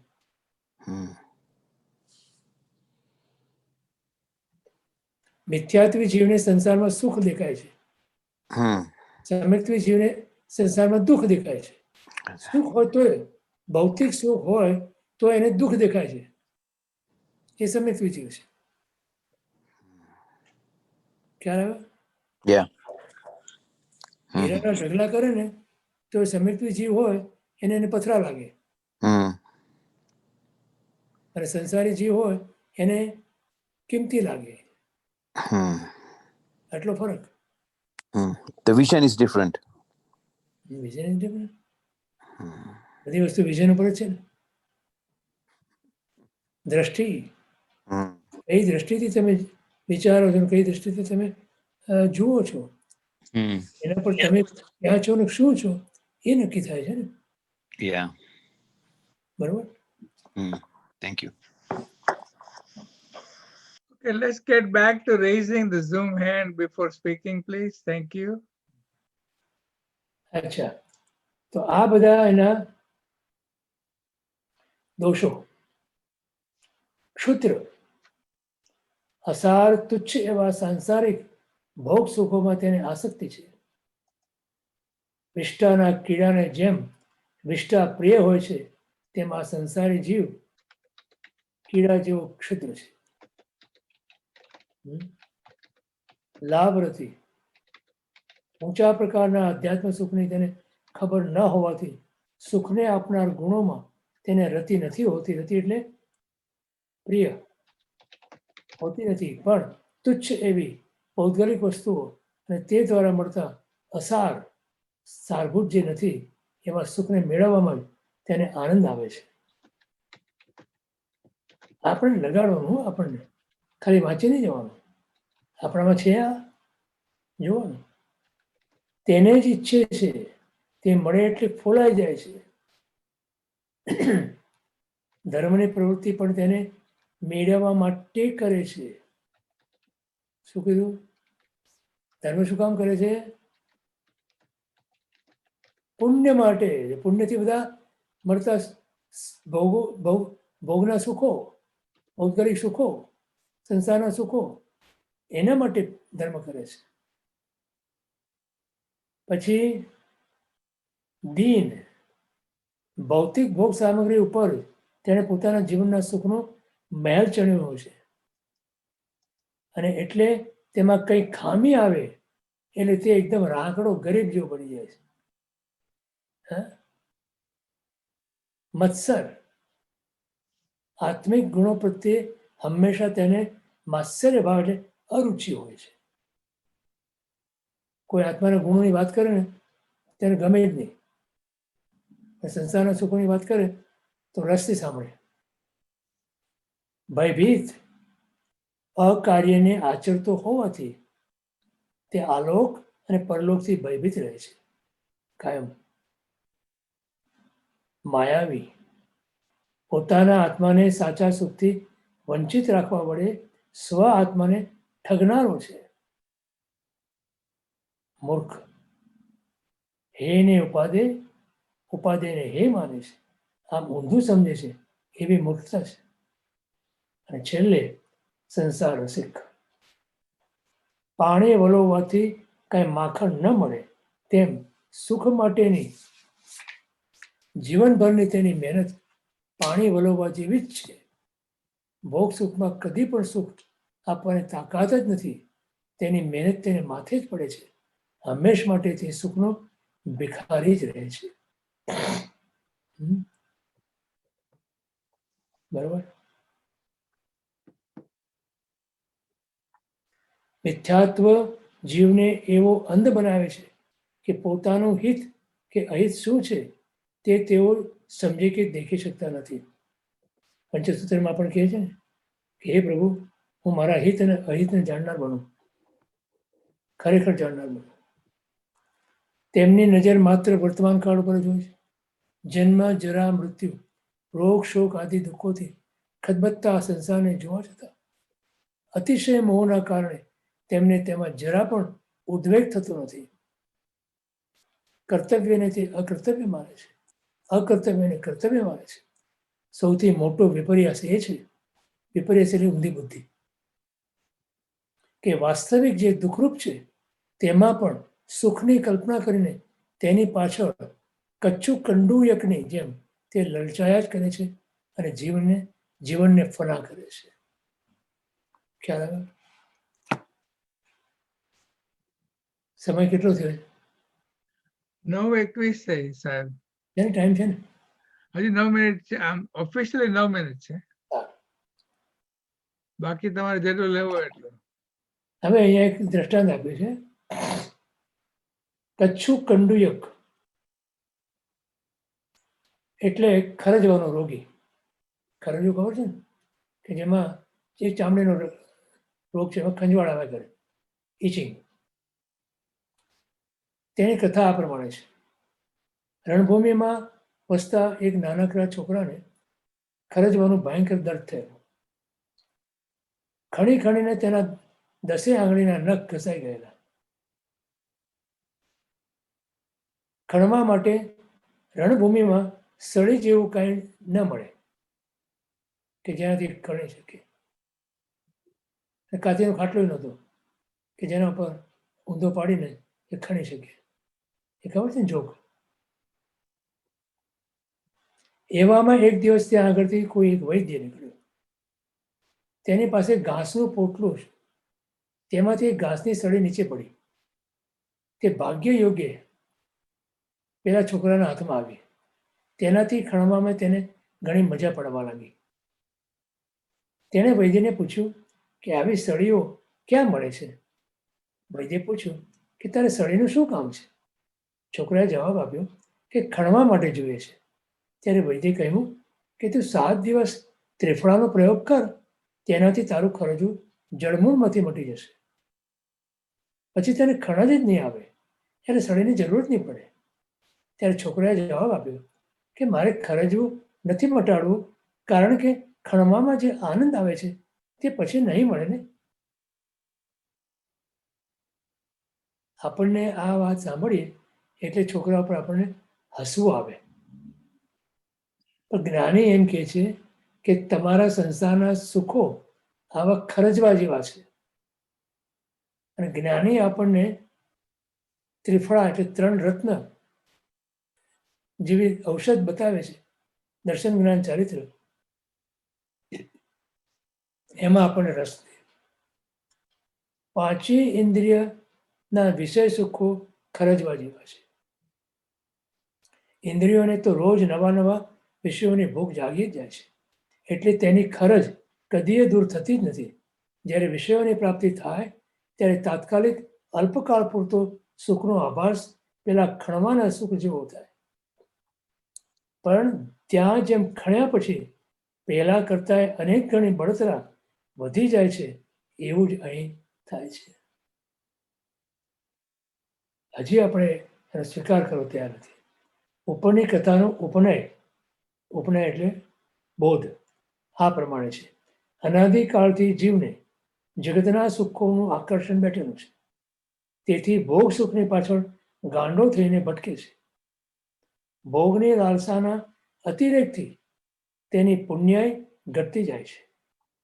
અલ્પ પુણ્યવાળા એવા તેમનો દરિદ્ર કુળમાં જન્મ થાય છે, જ્યાં તેમને કાંઈ જ ભોગ સામગ્રી મળતી નથી. હવે કોઈ પુણ્યાનુબંધી પુણ્યવાળા પૂર્વભાવની આરાધના લઈને આવેલા જીવો ઊંચા કુળમાં જન્મે છે. ઊંચા ભોગ સુખોને ભોગવીને વૈરાગ્ય પામીને દીક્ષા લે છે. ત્યાં પણ ઊંચી આરાધનાથી મંત્રતંત્રાદી અનેક શક્તિઓ પેદા થાય છે, અને પુણ્યના કારણે માનપાન ઐશ્વર્ય આદિ ઘણા આદર સત્કારને પામે છે. પેલા દારિદ્ર્ય ભવાભિનંદી જીવોને ધર્મગુરુનો ભેટો થાય છે. ભવિષ્યમાં તાત્વિક ધર્મ પ્રમાણવાની બુદ્ધિથી ગુરુ મહારાજ ધર્મના ફળ મહિમા દેખાડીને પણ તેની પાસે ધર્મ કરાવે છે. ત્યારે તે ભવાભિનંદી જીવ ગુરુ મહારાજના પુણ્યથી, કથામાં પેલા છોકરાને જે એક સળી મળી હતી તેના જેવું આ છે, અંજાઈને, ગુરુ મહારાજના પુણ્યથી અંજાઈને, આવું પુણ્ય શી રીતે મળે, ક્યાં મળે એમ પૂછે છે. ગુરુ મહારાજ તેને સામે પૂછે છે કે તારે પુણ્યનું શું કામ છે? ત્યારે તે કહે છે કે મારે મારા ભોગ સુખની ઈચ્છાની તૃપ્તિ કરવી છે. તે ભોગ સુખ દ્વારા થાય અને તે મેળવવા માટે પુણ્ય જોઈએ છે. ત્યારે ગુરુ મહારાજ કહે છે કે ભોગ સુખથી ભોગની ઈચ્છાની તૃપ્તિ કદી નહીં થાય. હવે તમને ખ્યાલ આવે છે ને કે આપણે જે પુણ્યને લક્ષ્યમાં રાખીને ધર્મ કરીએ છીએ ને, એ આના જેવું છે.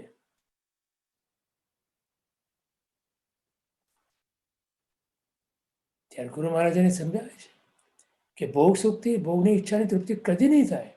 તેના કરતાં હું તને એક ઉપાય બતાવું કે તને મૂળમાંથી જ એ ઈચ્છા જ ન થાય. એ માટે તું રત્નત્રય રૂપી ત્રિફળાનો પ્રયોગ કર. સાતેક ભાવમાં જ તને પૂતગલના ભોગ સુખની ઈચ્છા જ મૂળમાંથી નાબૂદ થશે અને અવ્યાભાસ સુખ મળશે. ત્યારે તે ભવાભિનંદી જીવ ઘસીને ના પાડે છે કે મારે મોક્ષનું અવ્યાભાસ સુખ જોઈતું નથી, કારણ કે ત્યાં ભોગ સુખ નથી, તેમજ તેની ઈચ્છાનું સુખ પણ નથી. તો પછી ત્યાં આનંદ શું? આનંદ કેવી રીતે હોય? મારે તો પૂતગલ ભોગ સુખ જ જોઈએ છે, અને એ તમારી મંત્ર શક્તિથી આપી શકતા હો તો આપો. અમારે રત્નત્રયનું કંઈ જ કામ નથી. બોલો, કામ છે આપણને રત્નત્રયનું? તો મિથ્યાત્વ રૂપી જાદુગર જીવને કચરા જેવા ભોગ સુખમાં આ પ્રમાણે આસક્તિ કરાવીને તેની પાસે હિંસા આદિ અશુભ પ્રવૃત્તિ કરાવે છે, અને પાપ કર્મ રૂપી ધૂળથી આત્માને મલિન કરે છે. અલ્પબુદ્ધિવાળા આ જીવો કર્મભૂમિમાં ધર્મની સામગ્રીવાળો મનુષ્ય જન્મ પામીને પણ સત્કાર્ય રૂપી ખેતી કરીને ધર્મના બીજનું વાવેતર કરતા નથી. માછીમારે જાળની અંદર કાંટામાં ભરાવેલા માંસને લાલચથી ખાવા જતાં ગળે તે કાંટો વિંધાવાથી જેમ માછલું મરે છે, તેમ આ જીવો રૌદ્ર વિપાકવાળા ભોગ સુખમાં આસક્ત થઈને ધર્મ પ્રવૃત્તિ કરતા નથી અને મહાદુઃખી થાય છે. ખરેખર અજ્ઞાન એ જ ભયંકર દુઃખદાયક મહાકષ્ટ છે, તેને ધિક્કાર હો. હવે કોઈ પ્રશ્નો કહીએ, કારણ કે આગળ પછી એક બીજો એક અવેદ સમેત પદની વાત આવે છે, એ નવો વિષય થયો છે. તમારો આમાં કોઈ પ્રશ્નો લઈએ તો આગળ સમય પ્રમાણે લઈએ. બોલો, કોઈનો પ્રશ્ન છે અહીંયા?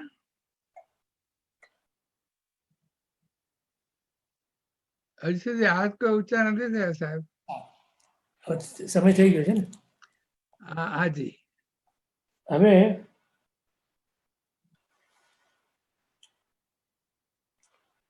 ખાલી એક વાક્ય કહી દઉં તમને, પછી આપણે આગળ ઉપર વિચાર.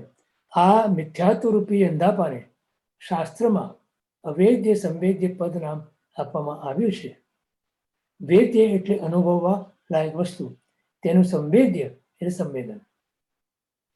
આ અગત્યનો વિષય છે, એ આપણે આગળ ઉપર વિશેષ વિસ્તારથી વિચારશું. બરોબર? ચાલો. અંતમંગળ. હાજી. સર્વમંગલ માંગલ્યમ સર્વ કલ્યાણ કારણમ પ્રધાનામ સર્વધર્માણામ જૈનમ જયતિ શાસનમ. સદગુરુ દેવ કી જય. મહાવીર સ્વામી ભગવાન જય. તો એક નાની અનાઉન્સમેન્ટ કરી છે કે ભવિષ્યના સ્વાધ્યાયમાં જ્યારે તમે જોઈન થાઓ ત્યારે વિડીયો ચાલુ રાખીને આવજો, કારણ કે દર વખતે સિક્યોરિટી ચેક કરવાના છીએ હવેથી. તો let me take Ankit first. Ankit, you go head. એને જવાનું છે આજે ક્યાંક. અંકિત. Yeah, thank you. Jayajinendra uncle. Let me open you up. So 1 second. Okay, now. Jayajinendra uncle. પછી મહેન્દ્રભાઈ શાહ. ગિરીશભાઈ પ્રણામ. જય જિનેન્દ્ર મહેન્દ્રભાઈ. હાજી, જય જિનેન્દ્ર. સાતામાં છો ને તમે? હાજી. હવે રાજુભાઈ લઈ લો. રાજુભાઈ ઇન્ડિયાથી બોલો. રાજુભાઈ જે બોલો સાહેબ. તમારે અનમ્યુટ કરવું પડશે. તમારે અનમ્યુટ કરો. અનમ્યુટ.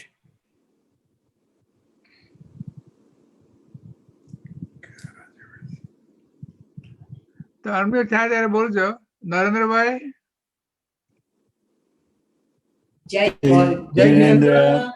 નરેન્દ્રભાઈ.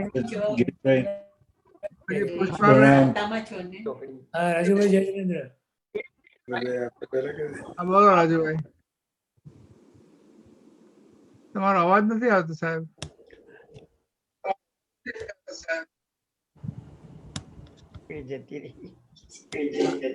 જસુભાઈ બોલો. જય જિનેન્દ્ર. ગિરીશભાઈ. હા, જસુભાઈ. જય જિનેન્દ્ર. બેન જય જિનેન્દ્ર. જય જિનેન્દ્ર સાહેબ. હાજી. પછી પુષ્પા મમ્મી. પુષ્પાબેન. જય જિનેન્દ્ર પ્રદીપ. ગિરીશભાઈ. જય જિનેન્દ્ર. સાતામાં છો? હા, બસ બરોબર છે. સાતામાં રહેજો. પ્રદીપભાઈ તમે જય જિનેન્દ્ર. હવે કોઈને ઉતાવળ છે હમણાં કે પછી મહેશભાઈ લવ એક એક પછી લેવા દઈએ? મારે ઉતાવળ છે. હા તો બોલો. જય જિનેન્દ્ર ગિરીશભાઈ, હું દીના વાત કરું છું. જય જિનેન્દ્ર. ભાઈ લાગુ છું. સાતામાં રહેજો. બીજા કોઈને ઉતાવળ છે? જસુભાઈ તમે મ્યુટ થઈ જાઓ હવે. બીજા કોઈને ઉતાવળ છે?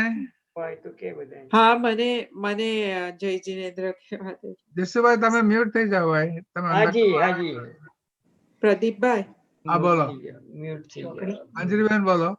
હા, પ્રણામ. ગિરીશભાઈ નથી દેખાતા મને. ઈ હમણાં બોલે ત્યારે દેખાશે. તમે બોલો. જય જિનેન્દ્ર. કોણ? મંજરી. અંજલિબેન. હા, પ્રણામ ગિરીશભાઈ. જય જિનેન્દ્ર. જય જિનેન્દ્ર. હા. તો ચિત્તાબેન સાવલા. તો મહેશભાઈ હવે તમે લ્યો એક એક પછી. યસ. ચિત્તાબેન સાવલા. પ્રણામ ગિરીશભાઈ. હા, જય જિનેન્દ્ર. ચેતના. પગે લાગુ છું તમને. હાજી. સાતામાં રહેજો. સાતામાં તમે પણ રહેજો. કુસુમબેન શાહ પ્લીઝ. જય જિનેન્દ્ર. હા જય જિનેન્દ્ર કુસુમબેન રશુભાઈ જય જિનેન્દ્ર. જય જિનેન્દ્ર. જય જિનેન્દ્ર ગિરીશભાઈ. જય જિનેન્દ્ર રશુભાઈ કુસુમબેન. વીરેન્દ્રભાઈ શાહ. જય જિનેન્દ્ર ગિરીશભાઈ. જય જિનેન્દ્ર વીરેન્દ્રભાઈ જય જિનેન્દ્ર રશુભાઈ. સુરેન્દ્રભાઈ આવી ગયેલા. ભાગી લાગે છે. મહેશભાઈ શાહ. મહેશભાઈ હમણાં જ આવી ગયા હતા. મહેશભાઈ મીતાબેન. મહેશભાઈ મિત્રભાઈ જય જિનેન્દ્ર. દેવગુરુ પ્રસાદ. માલા સંઘવી. જય જિનેન્દ્ર માલા. જય જિનેન્દ્ર ગિરીશભાઈ. જય જિનેન્દ્ર જય જિનેન્દ્ર. અશેન્દ્રભાઈ બીનાબેન શાહ. જય જિનેન્દ્ર અશ્વિન્દ્રભાઈ દિના. જય જિનેન્દ્ર ગિરીશભાઈ. કેમ છો? સાતામાં ગિરીશભાઈ? સાતામાં રહેજો પ્લીઝ. પંકજ શેઠ. પંકજ જય જિનેન્દ્ર. જય જિનેન્દ્ર ગિરીશભાઈ સાતામાં છો? દેવગુરુ પ્રસાદ. સવિતાબેન સવિતાબેન જય જિનેન્દ્ર. ઈલાબેન દેસાઈ. હા મણિભાઈ જય જિનેન્દ્ર. જય જિનેન્દ્ર ગિરીશભાઈ. જય જિનેન્દ્ર. ઈલા જય જિનેન્દ્ર. જય જિનેન્દ્ર ગિરીશભાઈ, પગે લાગુ છું. સાતામાં હશો? શીતલબેન શાહ. જય જિનેન્દ્ર ગિરીશભાઈ. જય જિનેન્દ્ર શીતલબેન જય જિનેન્દ્ર. વંદન કરું છું. તેજસ મહેતા. જય જિનેન્દ્ર તેજસ. અનમ્યુટ છે. એનું માઇક્રોફોન એ મ્યુટ છે હમણાં. મ્યુટ છે હમણાં. એનું માઇક્રોફોન કોઈ પર નથી. તેજસભાઈ તમે છો હાજર કે બોલો? ગો હેડ મહેશભાઈ. સ્મિતાબેન નવીનભાઈ શાહ. જય જિનેન્દ્ર ગિરીશભાઈ. હા રસીલા જય જય જિનેન્દ્ર. સાતામાં? હાજી દેવગુરુ પ્રસાદ. Thank you. અલકાબેન રમેશભાઈ કોઠારી. જય જિનેન્દ્ર. જય જિનેન્દ્ર ગિરીશભાઈ. સાતામાં રહેજો. જય જિનેન્દ્ર ગિરીશભાઈ, પ્રણામ. કલ્પનાબેન શાહ.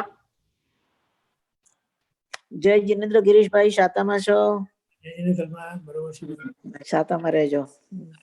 પ્રદીપભાઈ શાહ ફ્રોમ ટોરન્સ. ગિરીશભાઈ જય જિનેન્દ્ર સાતામાં છો? હા દેવગુરુ પ્રસાદ. હાજી સાતામાં રહેજો. દેખાતા નથી તમે. એ બોલે ત્યારે દેખાય. હાજી ગિરીશભાઈ બોલો મારી સાથે. હું બોલું છું. પ્રવીણભાઈ શાહ. કોણ? પ્રવીણા શાહ. પ્રવીણા. જય જિનેન્દ્ર, પગે લાગુ છું ગિરીશભાઈ. સાતામાં રહેજો ભાઈ. હાજી તમે પણ. નવીનભાઈ દિવ્યાબેન ગગર. કોણ? જય જિનેન્દ્ર. નવીનભાઈ ગાંગર. નવીનભાઈ નવીનભાઈ જય જિનેન્દ્ર. જય જિનેન્દ્ર ગિરીશભાઈ, પ્રણામ. પ્રણામ જય જિનેન્દ્ર. સુખ સાતામાં રહેજો. હાજી. હેમેન્દ્રભાઈ દોશી. જય જિનેન્દ્ર ગિરીશભાઈ, સાતામાં છો? હા રેખા જય જિનેન્દ્ર. સાતામાં રહેજો. જય જિનેન્દ્ર. હર્ષાબેન ખોજા. જય જિનેન્દ્ર. જય જિનેન્દ્ર ગિરીશભાઈ, પ્રણામ કરું છું. સાતામાં ને? હા દેવગુરુ પ્રસાદ. શિરીષભાઈ દેસાઈ. જય જિનેન્દ્ર ગિરીશભાઈ, પ્રણામ. જય સાતામાં રહેજો. જય જિનેન્દ્ર. વિપિનભાઈ. જય જિનેન્દ્ર ગિરીશભાઈ, સાતામાં રહેજો. યોગ એ વિપિનભાઈ હતા. વિપિનભાઈ ફરીથી. વિપિનભાઈ. જય જિનેન્દ્ર. યોગેશભાઈ સૌરભબેન શાહ. જય જિનેન્દ્ર ગિરીશભાઈ સાતામાં છો? જય જિનેન્દ્ર ગિરીશભાઈ, પ્રણામ કરું છું. જય જિનેન્દ્ર. અસ્મિતાબેન પારેખ. જય જિનેન્દ્ર ગિરીશભાઈ, સાતામાં હશો? જય જિનેન્દ્ર. દેવેન્દ્રભાઈ શાહ. દેવભાઈને આપણે મ્યુટ કરવા પડશે. 10 મિનિટ હમણાં થઈ જશે, પતી જશે આમ બધા. અંજનાબેન આવી ગયા છે તો લઈ લઈએ એમને. અંજનાબેન ક્યાં છે? હા જય જિનેન્દ્ર. જય જિનેન્દ્ર ગિરીશભાઈ. હા જય જિનેન્દ્ર. સાતામાં રહેજો. હાજી તમે પણ. હા બધાને જય જિનેન્દ્ર. રંજનબેન હરિભાઈ દેડિયા. જય જિનેન્દ્ર ગિરીશભાઈ. જય જિનેન્દ્ર ગિરીશભાઈ, ભાઈ લાગુ પગે છું. લાગુ છું. ગિરીશભાઈ. ગિરીશભાઈ. હા ગિરીશભાઈ હા. જય જિનેન્દ્ર. જય જિનેન્દ્ર. તમારો ફેસ નતો દેખાતો. ગેલેક્સી ટેબ એ નામનું સુધાબેન સુધાબેન છે. સુધા ઓકે. જય જીનેન્દ્ર પ્રણામ ગિરીશભાઈ સાતામાં. હા દેવગુરુ પ્રસાદ બરોબર. તમે સાતામાં ને? હા દેવગુરુ પ્રસાદ સાતામાં રહેજો. સુધાબેન તમને નામ બદલાવો આવડતું હોય તો એ કરજો એવું હવેથી. હા કરી લઈશું, છોકરાઓને પૂછીને ભૂલી જવાય છે. Thank you. મહેન્દ્રભાઈ શાહ. મહેન્દ્રભાઈ આવી ગયા એકવાર. મહેન્દ્રભાઈ આવી ગયા. I think I covered almost everybody. Did I miss anybody? બીજી વાર લાભ લઉં છું. પ્રદીપભાઈ હવે સંભળાય? Yes. હવે સંભળાય છે. ઓકે. આજે મોટા ભાઈ નાના ભાઈ ને કાઢી મૂક્યા. લ્યો. જય જીનેન્દ્ર ગિરીશભાઈ. જય જીનેન્દ્ર. જય જીનેન્દ્ર. જય જીનેન્દ્ર. સાતામાં રહેજો. હજી વીણાબેન બાકી રહી ગયા છે મારા ખ્યાલથી. વીણાબેન બોલો.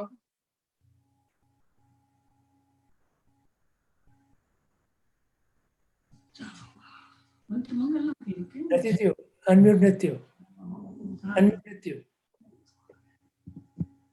નથી થયું હજી. નથી થયું. સંભળાય છે હવે? હા હવે થયું બરોબર છે. જય જીનેન્દ્ર પાય લાગુ છું. બંને બહેનોને.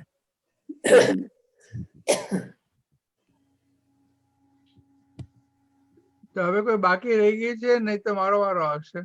જય જયેન્દ્ર ગિરીશભાઈ.